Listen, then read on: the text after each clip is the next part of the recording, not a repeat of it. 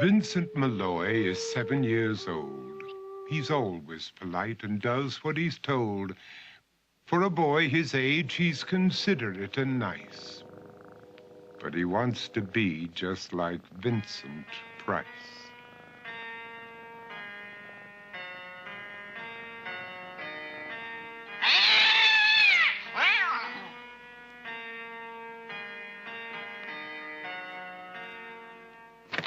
He doesn't mind living with his sister, dog, and cats, though he'd rather share a home with spiders and bats.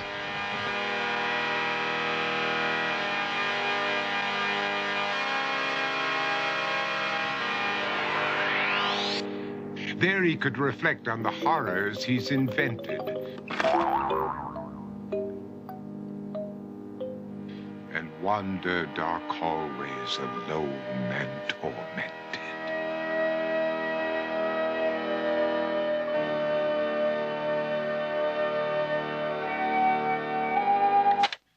Vincent is nice when his aunt comes to see him, but imagines dipping her in wax for his wax museum.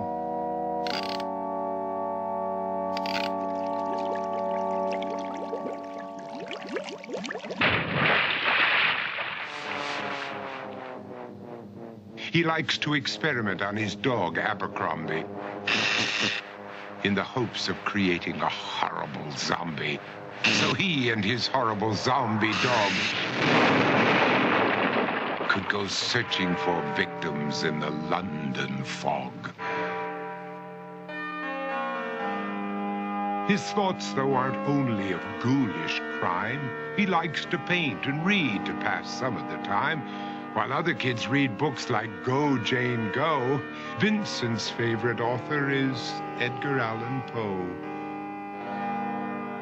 One night, while reading a gruesome tale, he read a passage that made him turn pale. Such horrible news he could not survive, for his beautiful wife had been buried alive.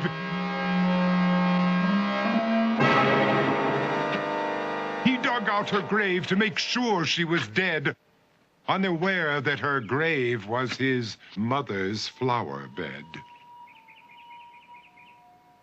His mother sent Vincent off to his room.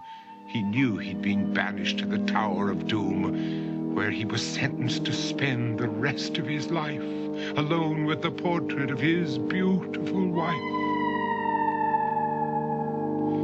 While alone and insane, encased in his tomb, Vincent's mother burst suddenly into the room.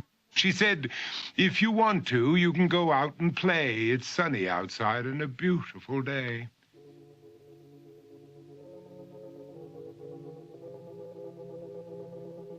Vincent tried to talk, but he just couldn't speak. The years of isolation had made him quite weak. So he took out some paper and scrawled with a pen, "I am possessed by this house and can never leave it again." His mother said, "You're not possessed and you're not almost dead. These games that you play are all in your head. You're not Vincent Price, you're Vincent Malloy. You're not tormented or insane, you're just a young boy. You're 7 years old and you are my son. I want you to get outside and have some real fun." Her anger now spent, she walked out through the hall. And while Vincent backed slowly against the wall, the room started to sway, to shiver and creak. His horrid insanity had reached its peak.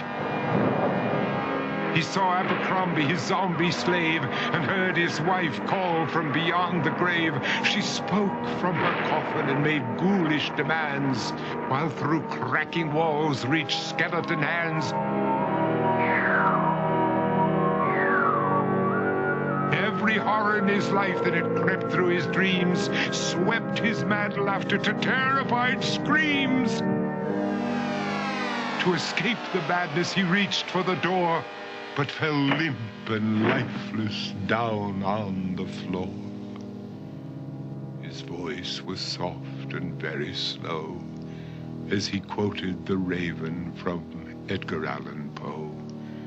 And my soul from out that shadow that lies floating on the floor shall be lifted nevermore.